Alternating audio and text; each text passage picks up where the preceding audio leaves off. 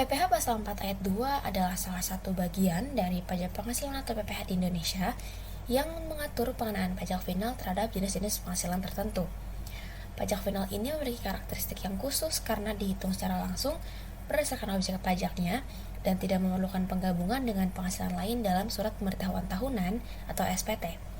Artinya, setelah pajak final dibayarkan, kewajiban pajak atas penghasilan tersebut dianggap selesai tanpa ada kewajiban untuk menyertakannya dalam perhitungan pajak lainnya. Selanjutnya yaitu ciri-ciri utama dari PPh Pasal 4 Ayat 2. Yang pertama, bersifat final. Pajak yang dikenakan atas penghasilan tertentu bersifat final, artinya pajak ini tidak dapat dikreditkan atau diperhitungkan kembali dalam perhitungan PPh lain. Nah, dengan demikian, pajak yang telah dibayar langsung dianggap menyelesaikan kewajiban perpajakan atas penghasilan yang bersangkutan.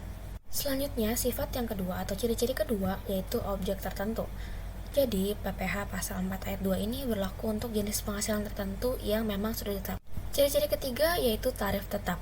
Tarif pajak yang dikenakan bersifat tetap atau flat dan diatur oleh pemerintah sesuai dengan jenis penghasilan, dan besaran tarifnya ini biasanya sudah diatur secara spesifik dalam peraturan yang terkait.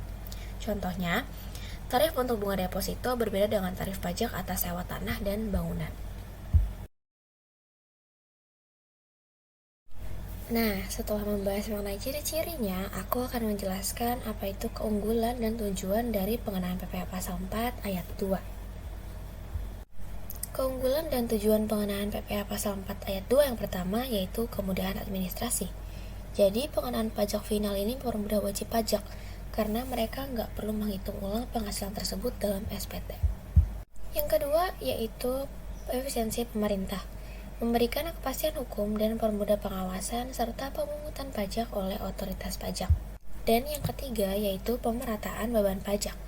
Dengan adanya tarif yang tetap, pajak dapat diberlakukan secara seragam pada objek tertentu tanpa melihat tingkat penghasilan wajib pajak secara keseluruhan.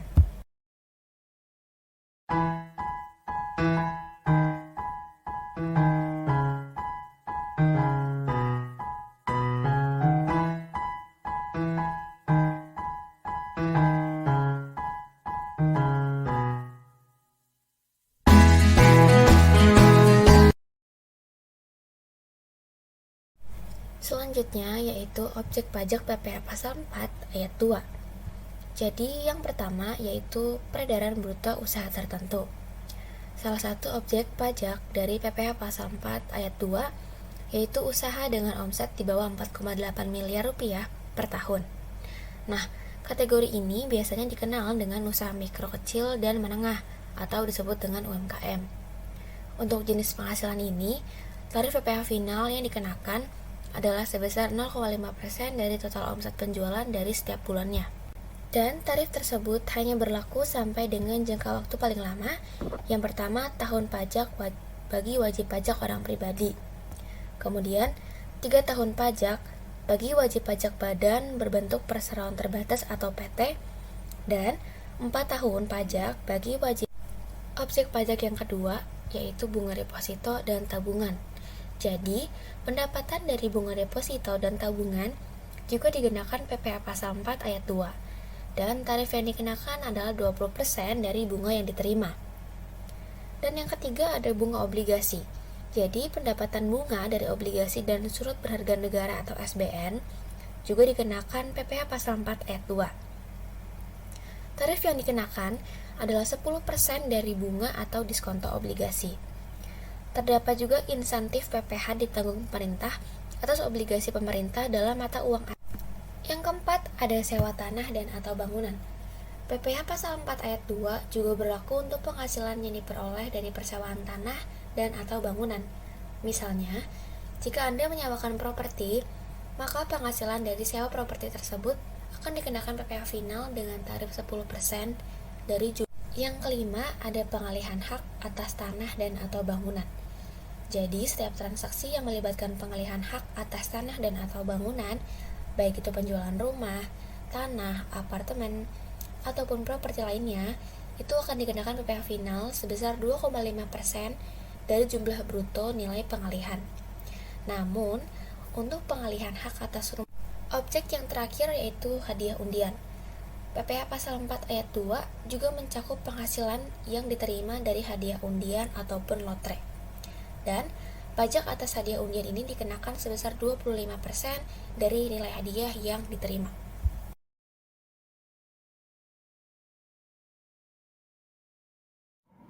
Kali ini, kita akan masuk pada pembahasan soal PPh Pasal 4 Ayat 2. Baik, kita akan masuk ke pembahasan soal yang pertama, yaitu pajak atas hadiah undian dan penghargaan. PT Oke Indonesia menyelenggarakan penarikan hadiah undian atas kupon-kupon yang telah dikirimkan oleh para pelanggannya, dengan hadiah senilai 100 juta rupiah. Dalam penarikan undian tersebut, nama Budiman muncul sebagai pemenang hadiah undian. Pertanyaannya, bagaimana perhitungan pajak penghasilan PPh Pasal 4 Ayat 2 atas hadiah undian yang harus dipotong oleh PT Oke Indonesia? Nah, kita harus nyari dulu nih, berapa tarif atas pajak hadiah undian tersebut.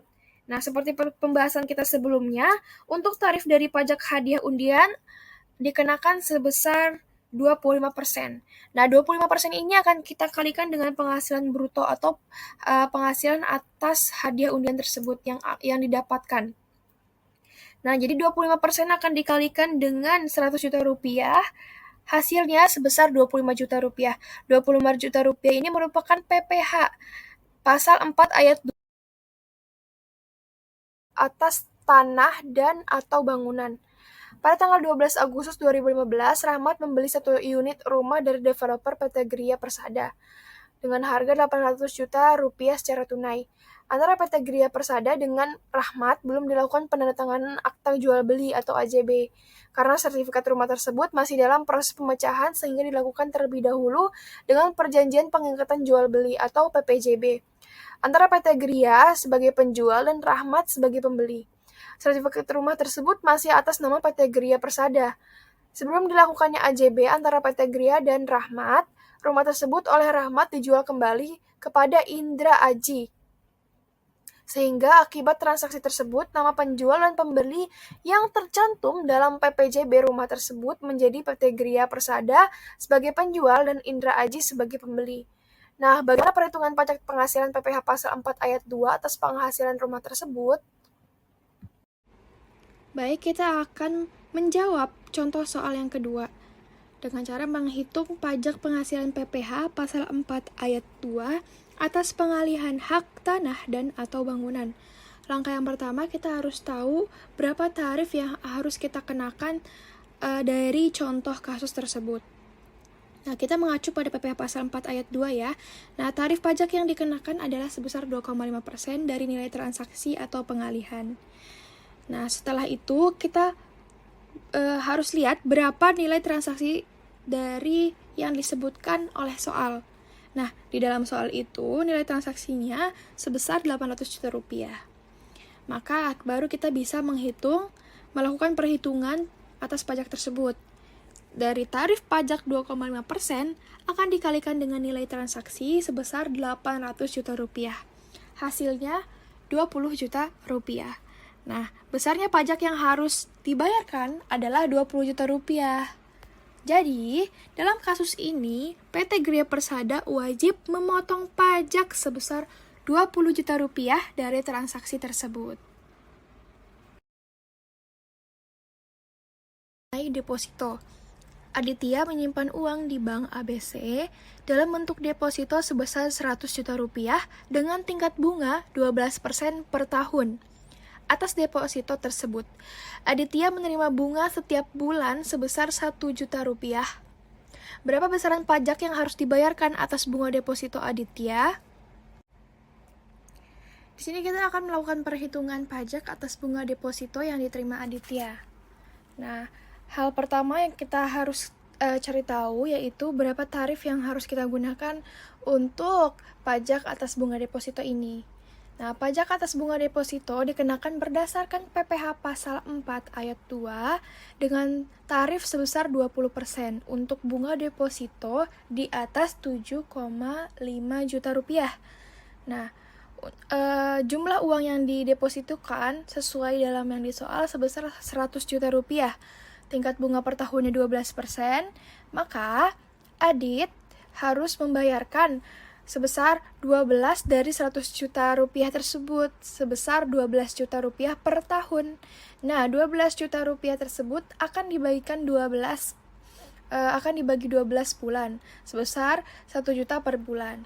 Nah, untuk perhitungan pajaknya sendiri, pajak per bulannya 20% akan dikalikan dengan 1 juta sebesar 200. Nah, untuk pajak per tahunnya 200 akan dikalikan 12 sebesar 2.400.000. Jadi, untuk pajak yang harus dibayarkan Aditya atas bunga depositonya adalah 200.000. Kita akan lanjut ke pembahasan soal selanjutnya mengenai deposito. Adika menyimpan uang di Bank AAA dalam bentuk deposito sebesar 7 juta rupiah dengan tingkat bunga 12% per tahun. Atas deposito tersebut, Adika menerima bunga setiap bulan 70.000. Berapa besaran pajak yang harus dibayarkan atas bunga deposito Adika? Mari kita bahas kasus ini, kira-kira berapa pajak yang akan dikenakan oleh Adika. Nah, perlu kita ketahui, pajak atas bunga deposito dikenakan sesuai PPh pasal 4 ayat 2, yaitu sebesar 20%. Namun, tidak dikenakan pajak jika nilai deposito kurang dari 7.500.000. Nah, sedangkan di dalam soal tadi disebutkan depositonya hanya sebesar 7 juta. Otomatis itu kurang dari 7.500.000 dong. Nah, untuk tingkat bunga depositonya 12% per tahun dan bunga yang diterima oleh Adika sebesar 70.000 per bulan. Jadi maksudnya, nih, karena nilai depositonya kurang dari 7.500.000, maka bunga yang diterima Adika yaitu 70.000